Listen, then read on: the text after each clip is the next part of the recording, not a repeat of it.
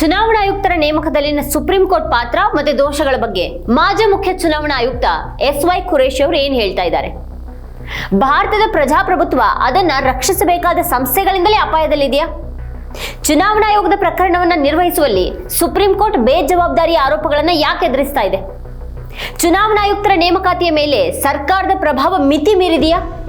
Doctor ಎಸ್.ವೈ. Qureshi ಅವರು ಹೇಳೋ ಹಾಗೆ ಪ್ರಸ್ತುತ ಕೊಲಿಜಿಯಂ ವ್ಯವಸ್ಥೆ ಪ್ರಜಾಪ್ರಭುತ್ವದ ರಕ್ಷಣೆನಾ ಅಥವಾ ಅಣಕಾನ? ಚುನಾವಣಾ ನೇಮಕಾತಿಗಳು ಪಕ್ಷಪಾತದಿಂದ ಕೂಡಿವೆ ಅಂತ ಆರೋಪ ಇರುವಾಗ ಭಾರತ ನಿಜವಾಗಿಯೂ ತನ್ನನ್ನ ವಿಶ್ವದ ಅತಿ ದೊಡ್ಡ ಪ್ರಜಾಪ್ರಭುತ್ವ ಅಂತ ಕರೆದುಕೊಳ್ಬಹುದಾ? ಸರ್ಕಾರಿ ಪ್ರಾಬಲ್ಯದ ಚುನಾವಣಾ ಆಯೋಗದ ದೃಷ್ಟಿಕೋನಗಳು ಜಾಗತಿಕ ಮಟ್ಟದಲ್ಲಿ ಭಾರತದ ಪ್ರಜಾಸತ್ತಾತ್ಮಕ ಘನತೆಯನ್ನ ಹಾಳ್ಗೆಡುತ್ತಾ ಇದೆಯಾ? ಚುನಾವಣಾ ಆಯೋಗಕ್ಕೆ ನೇಮಕಾತಿ ಆಗ್ತಾ ಇರುವ ರೀತಿ ಹಾಗೆ ಅದನ್ನ ಸುಪ್ರೀಂ ಕೋರ್ಟ್ ನಡೆಸ್ಕೊಳ್ತಾ ಇರುವಂತಹ ಶೈಲಿಯ ಬಗ್ಗೆ ತೀವ್ರ ಕಳವಳ ವ್ಯಕ್ತವಾಗ್ತಾ ಇರುವಾಗಲೇ ಈ ಬಗ್ಗೆ ಮಾಜಿ ಮುಖ್ಯ ಚುನಾವಣಾ ಆಯುಕ್ತ ಡಾಕ್ಟರ್ ಎಸ್.ವೈ. ಖುರೇಶಿ ಅವರು ಏನ್ ಹೇಳಿದ್ದಾರೆ ಅಂತ ಇವತ್ತಿನ ವಿಡಿಯೋದಲ್ಲಿ ನಾವು ಚರ್ಚೆ ಮಾಡೋಣ. ಆದ್ರೆ ಅದಕ್ಕೂ ಮುನ್ನ ನೀವಿನ್ನೂ ನಮ್ಮ ವಾರ್ತಾ ಭಾರತಿ ಚಾನಲ್ ಅನ್ನು ಸಬ್ಸ್ಕ್ರೈಬ್ ಮಾಡಿಲ್ಲ ಅನ್ನೋದಾದ್ರೆ ಈಗಲೇ ಈ ವಿಡಿಯೋದ ಕೆಳಗೆ ಕಾಣ್ತಾ ಇರುವಂತಹ ಸಬ್ಸ್ಕ್ರೈಬ್ ಬಟನ್ ಹಾಗೆ ಪಕ್ಕದಲ್ಲಿರುವಂತಹ ಬೆಲ್ ಐಕಾನ್ ಪ್ರೆಸ್ ಮಾಡಿ ನಮ್ಮನ್ನ ಪ್ರೋತ್ಸಾಹಿಸಿ ಬೆಂಬಲಿಸಿ. ಕೆಲವೇ ಸೆಕೆಂಡ್ಗಳಲ್ಲಿ ನೀವು ಉಚಿತವಾಗಿ ಇದು ನಮಗೆ ಮಾಡಬಹುದಾದಂತಹ ಬೆಂಬಲ. ಈ ವಿಡಿಯೋವನ್ನ ಮಿಸ್ ಮಾಡದೆ ಕೊನೆವರೆಗೂ ನೋಡಿ. ಹಾಗೆ ದೇಶದಲ್ಲಿ ಚುನಾವಣಾ ಆಯುಕ್ತರ ನೇಮಕಾತಿ ನಡೀತಾ ಇರುವಂತಹ ರೀತಿ ಬಗ್ಗೆ ನಿಮಗೇನು ಅಭಿಪ್ರಾಯ ಇದೆ ಅದನ್ನ ಕೆಳಗಡೆ ಕಮೆಂಟ್ ಮಾಡಿ. ಈ ವಿಡಿಯೋದ ಲಿಂಕ್ ಅನ್ನ ನಿಮ್ಮೆಲ್ಲ ಬಂಧು ಮಿತ್ರರಿಗೆ ವಾಟ್ಸ್ಆಪ್ ಮಾಡೋದಕ್ಕೆ ಮಾಡ್ತಾ ಮರಿಬೇಡಿ. ಈಗ ವಿಷಯಕ್ಕೆ ಬರೋಣ.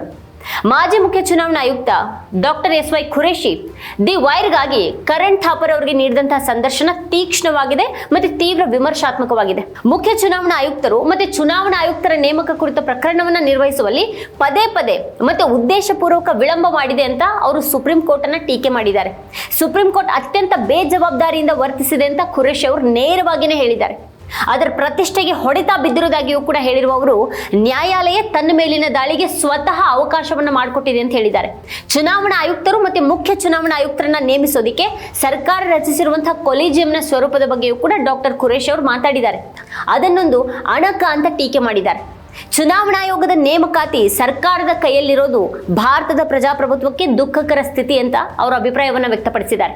ಪ್ರಧಾನಿ ಭಾರತವನ್ನ ವಿಶ್ವದ ಅತಿ ದೊಡ್ಡ ಪ್ರಜಾಪ್ರಭುತ್ವ ಅಂತ ಕರೆಯೋದು ನಿಸ್ಸಂದೇಹವಾಗಿ ಸರಿ. ಆದ್ರೆ ಮುಖ್ಯ ಚುನಾವಣಾ ಆಯುಕ್ತರು ಮತ್ತೆ ಚುನಾವಣಾ ಆಯುಕ್ತರನ್ನ ನೇಮಿಸುವಂತಹ ವಿಧಾನ ನಮ್ಮ ವ್ಯವಸ್ಥೆಯಲ್ಲಿನ ದೋಷ ಅಂತ ಖುರೇಶಿ ಅವರು ಹೇಳಿದ್ದಾರೆ. ಮುಖ್ಯ ಚುನಾವಣಾ ಆಯುಕ್ತರು ಮತ್ತೆ ಚುನಾವಣಾ ಆಯುಕ್ತರ ನೇಮಕ ಕುರಿತ ಪ್ರಕರಣದ ವಿಚಾರಣೆ ಪದೇ ಪದೇ ವಿಳಂಬವಾಗಿರೋದ್ರ ಬಗ್ಗೆ ಅವರು ಮಾತಾಡಿದ್ದಾರೆ. ಇತರ ಪ್ರಕರಣಗಳಿವೆ ಮತ್ತೆ ಎಲ್ಲಾನು ಮುಖ್ಯವಾಗಿವೆ, ಆದ್ರೆ ಇದು ತುಂಬಾ ಬೇಜವಾಬ್ದಾರಿತನ ಅಂತ ಹೇಳಿದ್ದಾರೆ. ಸುಪ್ರೀಂ ಕೋರ್ಟ್ ರಾಷ್ಟ್ರೀಯವಾಗಿ ಮುಖ್ಯವಾದದ್ದು ಮತ್ತೆ ಇಬ್ಬರು ವ್ಯಕ್ತಿಗಳನ್ನ ಒಳಗೊಂಡಂತಹ ಸಣ್ಣ ಸ್ಥಳೀಯ ಪ್ರಕರಣ ಯಾವುದು ಅನ್ನೋದನ್ನ ಪ್ರತ್ಯೇಕಿಸೋದಿಕ್ ಸಾಧ್ಯ ಆಗುತ್ತೆ. ಆದ್ರಿಂದ ಪ್ರತಿ ಪ್ರಕರಣವನ್ನ ಸಮಾನವಾಗಿ ಪರಿಗಣಿಸೋದು ಒಳ್ಳೆಯ ಸಂಕೇತ ಅಲ್ಲ ಅಂತ ಹೇಳಿದ್ದಾರೆ.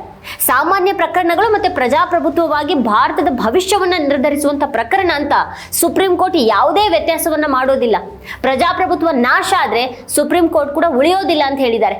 ಇದು ಪ್ರಜಾಪ್ರಭುತ್ವದ ಪಾವಿತ್ರ್ಯದ ಮೇಲೆ ಪರಿಣಾಮ ಬೀರುವಂತಹ ಪ್ರಕರಣ ಮತ್ತೆ ಅದರಿಂದಾಗಿ ಇದು ಭಾರತಕ್ಕೆ ನಿರ್ಣಾಯಕವಾಗಿದೆ. ಸಾರ್ವಜನಿಕ ಅಭಿಪ್ರಾಯವನ್ನ ನೀವು ನೋಡಿದ್ರೆ ಚುನಾವಣಾ ಆಯೋಗದಲ್ಲಿ ಭಾರತದ ನಂಬಿಕೆ ಇತ್ತೀಚೆಗೆ ಕುಸಿತಾ ಇದೆ. ಆದ್ರಿಂದ ನಾವು ಈ ಸಮಸ್ಯೆಗಳನ್ನ ಬಹಳ ತುರ್ತಾಗಿ ಪರಿಹರಿಸಬೇಕಾಗಿದೆ. ದುರಾದೃಷ್ಟವಶಾತ್ ಅದಾಗ್ತಾ ಇಲ್ಲ ಅಂತ ಖುರೇಶಿ ಅವರು ಕಳವಳ ವ್ಯಕ್ತಪಡಿಸಿದ್ದಾರೆ. ಸುಪ್ರೀಂ ಕೋರ್ಟ್ ತನ್ನನ್ನ ನಿಂದಿಸೋದಿಕ್ಕೆ ತಾನೇ ಅವಕಾಶ ಮಾಡಿಕೊಡ್ತಾ ಇದೆ ಮತ್ತೆ ಏನನ್ನೂ ಮಾಡ್ತಾ ಇಲ್ಲ. ಸರ್ಕಾರ 9 ತಿಂಗಳ ನಂತರ ಕಾಯ್ದೆಯನ್ನು ಅಂಗೀಕರಿಸಿ ಮುಖ್ಯ ನ್ಯಾಯಾಧೀಶರನ್ನ ತೆಗೆದುಹಾಕಿದಾಗ ಅದು ಸುಪ್ರೀಂ ಕೋರ್ಟ್ಗೆ ನೇರ ಅವಮಾನವಾದಂತಹ ಸಂದರ್ಭ ಆಗಿತ್ತು. ಮತ್ತೆ ಸುಪ್ರೀಂ ಕೋರ್ಟ್ ಮರುದಿನನೇ ಕ್ರಮ ಕೈಗೊಳ್ಳಬೇಕಾಗಿತ್ತು ಅಂತ ಖುರೇಶಿ ಅವರು ಹೇಳಿದ್ದಾರೆ. ಆದ್ರೆ ಅದು ತಕ್ಷಣ ಕ್ರಮ ಕೈಗೊಳ್ತಾ ಇಲ್ಲ. ಯಾಕಂತಂದ್ರೆ ಪ್ರತಿಯೊಂದು ಪ್ರಕರಣನೂ ಮುಖ್ಯ ಅಂತ ಭಾವಿಸಲಾಗುತ್ತೆ, ಅದು ಸ್ವೀಕಾರಾರ್ಹ ಅಲ್ಲ ಅಂತ ಹೇಳಿದ್ದಾರೆ ಎಸ್.ವೈ. ಖುರೇಶಿ. ಕಳೆದ 10 ವರ್ಷಗಳಲ್ಲಿ ಸುಪ್ರೀಂ ಕೋರ್ಟ್ನ ಪ್ರತಿಷ್ಠೆಗೆ ತೀವ್ರ ಹೊಡೆತ ಬಿದ್ದಿದೆ ಅಂತ ಹೇಳೋದಕ್ಕೆ ನನಗೆ ತುಂಬಾ ದುಃಖ ಆಗುತ್ತೆ ಅಂತ ಹೇಳಿದ್ದಾರೆ. ಸುಪ್ರೀಂ ಕೋರ್ಟ್ ಈ ಎಲ್ಲಾ ಹೊಡೆತಗಳನ್ನ ತೆಗೆದುಕೊಳ್ತಾ ಇದೆ ಮತ್ತು ಪ್ರತಿಕ್ರಿಯೆಯನ್ನ ನೀಡ್ತಾ ಇಲ್ಲ. ಆದ್ರಿಂದ ಕಾಯ್ದೆಯನ್ನ ಅದು ತಡೆ ಹಿಡಿಲಿಲ್ಲ. ಚುನಾವಣೆಗಳು ಹತ್ತಿರ ಇರೋದ್ರಿಂದ ಅದಕ್ಕೆ ಅಡ್ಡಿಯಾಗುತ್ತೆ ಅಂತ ಹೇಳಲಾಯಿತು. ಅಂದಿನಿಂದ 5 ನೇಮಕಾತಿಗಳನ್ನ ಮಾಡಲಾಗಿದೆ ಅಂತ ಖುರೇಶಿ ಅವರು ಹೇಳಿದ್ದಾರೆ. ಚುನಾವಣಾ ಆಯುಕ್ತರ ಆಯ್ಕೆಗೆ ದ್ವಿಪಕ್ಷೀಯ ವ್ಯವಸ್ಥೆ ಇರಬೇಕು ಅಂತ ನಾನು ಉಲ್ಲೇಖಿಸೋದಿಕ್ಕೆ ಬಯಸ್ತೇನೆ ಅಂತ ಖುರೇಶಿ ಹೇಳಿದ್ದಾರೆ. ಆದ್ರೆ ಪ್ರಸ್ತುತ ಸರ್ಕಾರ ಯಾರನ್ನು ಬೇಕಾದ್ರೂ ನೇಮಿಸುತ್ತೆ. ದ್ವಿಪಕ್ಷೀಯತೆಯನ್ನ ರಚಿಸಿ ಮತ್ತು ಕಾಯ್ದೆ ಅಂಗೀಕರಿಸುವವರೆಗೆ ಕೊಲಿಜಿಯಂ ಅನ್ನ ರಚಿಸಿ ಅದು ನಮಗೆ ಪರಿಚಿತವಾಗಿದೆ. ಈಗಾಗಲೇ ಮುಖ್ಯ ನ್ಯಾಯಮೂರ್ತಿ ಸೇರಿದಂತೆ ಇತರಿಗಾಗಿ ಕೆಲಸ ಮಾಡ್ತಾ ಇರುವಂತಹ ಕೊಲಿಜಿಯಂ ಪ್ರಧಾನಿ, ಸುಪ್ರೀಂ ಕೋರ್ಟ್ ಮುಖ್ಯ ನ್ಯಾಯಮೂರ್ತಿಗಳು ಮತ್ತೆ ವಿಪಕ್ಷ ನಾಯಕರನ್ನ ಒಳಗೊಳ್ಳುತ್ತೆ.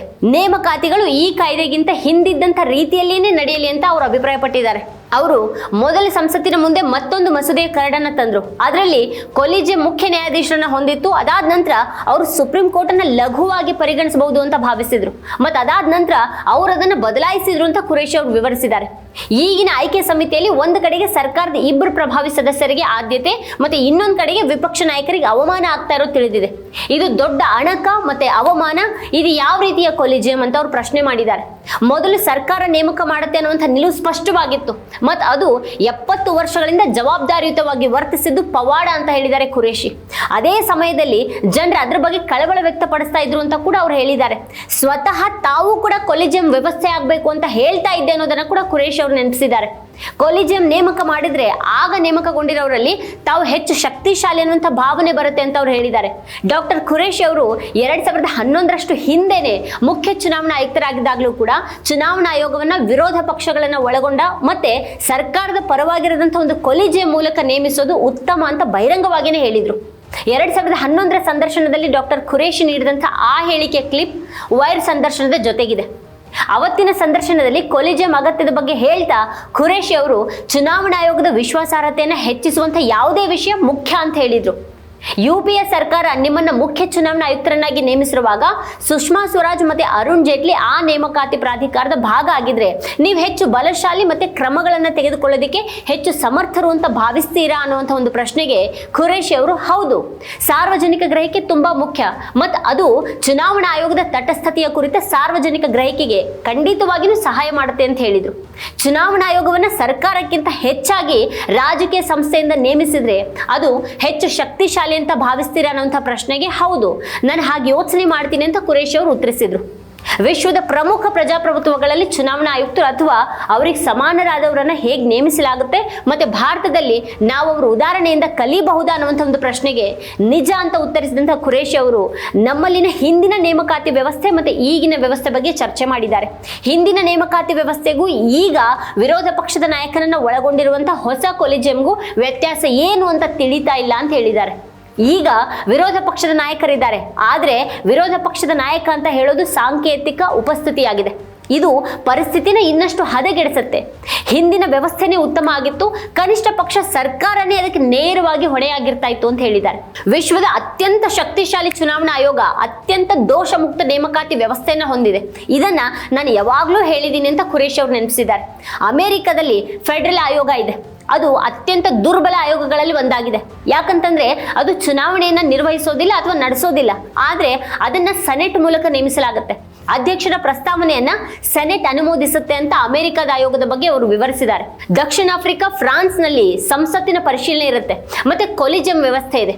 ನಾವು ಪ್ರಪಂಚದಾದ್ಯಂತ ಇರುವಂತಹ ವ್ಯವಸ್ಥೆಗಳಲ್ಲಿ ಹೆಚ್ಚು ಸ್ವೀಕಾರಾರ್ಹವಾದದನ್ನ ಯಾಕೆ ಅಳವಡಿಸಿಕೊಳ್ಳೋದಿಕ್ಕೆ ಸಾಧ್ಯ ಇಲ್ಲ ಅನ್ನುವಂಥ ಪ್ರಶ್ನೆಯನ್ನು ಕೂಡ ಅವರು ಎತ್ತಿದ್ದಾರೆ.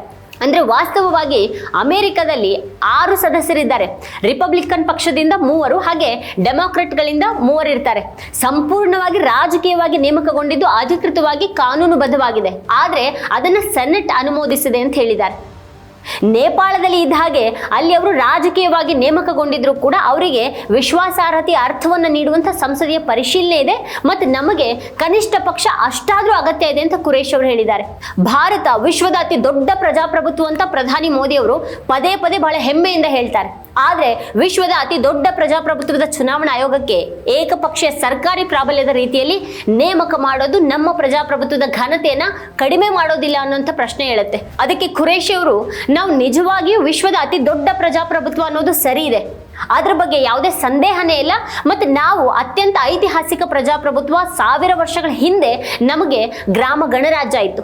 2000 ವರ್ಷಗಳ ಹಿಂದೆ ಮಾದರಿ ನೀತಿ ಸಂಹಿತೆ ಚೋಳದಲ್ಲಿ ಕಂಡಿದೆ. ಅದು ತುಂಬಾ ಸುಂದರವಾಗಿದೆ. ಅದು ಭ್ರಷ್ಟಾಚಾರದ ಬಗ್ಗೆ ಮಾತಾಡುತ್ತೆ, ಅದು ಸ್ವಜನ ಪಕ್ಷಪಾತದ ಬಗ್ಗೆ ಮಾತನಾಡುತ್ತೆ ಅಂತ ವಿವರಿಸಿದ್ದಾರೆ. ಅದೇ ವೇಳೆ ಜಗತ್ತು ನಮ್ಮನ್ನ ಪ್ರಜಾಪ್ರಭುತ್ವದ ಜಾಗತಿಕ ಹಿರಿಮೆಯೊಂದಿಗೆ ನೋಡ್ತಾ ಇದೆ. 143 ದೇಶಗಳು ನಮ್ಮಿಂದ ತರಬೇತಿ ಪಡೆಯೋದಿಕ್ಕೆ ಬಂದಿವೆ ಅನ್ನೋದನ್ನ ನೆನಪಿನಲ್ಲಿ ಇಟ್ಕೊಳ್ಬೇಕು ಅಂತ ಖುರೇಶಿ ಅವರು ಹೇಳಿದ್ದಾರೆ. ಅವರೆಲ್ಲರೂ ಬರ್ತಾ ಇದ್ದಾರೆ, ಆದ್ರೆ ಇದು ನಮ್ಮಲ್ಲಿರುವಂತಹ ದೋಷ ಅಂತ ಅವರಿಗೆ ತಿಳಿದಿಲ್ವಾ ಅಂತ ಕೂಡ ಖುರೇಶಿ ಅವರು ಪ್ರಶ್ನೆ ಮಾಡಿದ್ದಾರೆ. ಇದೇ ಈ ಹೊತ್ತಿನ ಸ್ಪೆಷಲ್. ನೋಡ್ತಾ ಇರಿ ವಾರ್ತಾ ಭಾರತಿ. ನೀವಿನ್ನೂ ವಾರ್ತಾ ಭಾರತಿ ಯೂಟ್ಯೂಬ್ ಚಾನಲ್ ಅನ್ನು ಸಬ್ಸ್ಕ್ರೈಬ್ ಮಾಡಿಲ್ಲ ಅನ್ನೋದಾದ್ರೆ ಈ ಕೂಡಲೇ ಸಬ್ಸ್ಕ್ರೈಬ್ ಮಾಡಿ, ಹಾಗೆ ಪಕ್ಕದಲ್ಲಿರುವಂತಹ ಬೆಲ್ ಐಕಾನ್ ಪ್ರೆಸ್ ಮಾಡಿ ನಮ್ಮನ್ನು ಬೆಂಬಲಿಸಿ.